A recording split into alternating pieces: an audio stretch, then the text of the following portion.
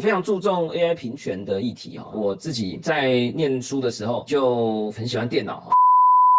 在 AI 的快速发展之下，台湾目前的人才供给是否它是足够？政府在教育制度上面以及人才培育的方面，要如何来因应？我非常注重 AI 平权的议题哈。我自己在念书的时候就很喜欢电脑但是我买不起电脑，所以我大一的时候呢，到学校的电脑教室去用学生证借电脑还要排队一次还只能用一段时间。这个自己装了电脑，结果软体买不起这个 Windows 跟 Office 都太贵了，所以呢就用了校园版权软体这个是学校提供给学生的东西。当年呢，我们的政府结合学校去做到的数位平权，其实我非常忧心的是，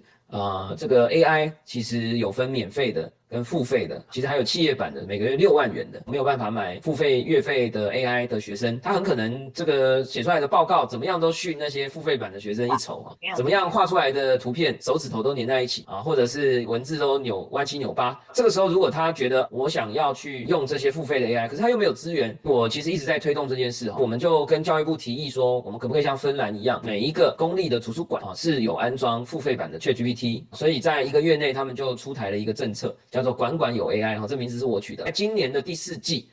这个全台湾的中央图书馆、国家图书馆都会有5台电脑，里面安装至少3个主流的 AI 的付费版的服务。这是我们的第一步，就是怎么样能够让更多的人，不分年龄层的，不管是终身教育的还是学校教育的，可以来运用 AI， 这个是我们有在努力的。至于 AI 的教育，包含 AI 的素养，能不能针对科技跟 AI 去进行微调，我们也已经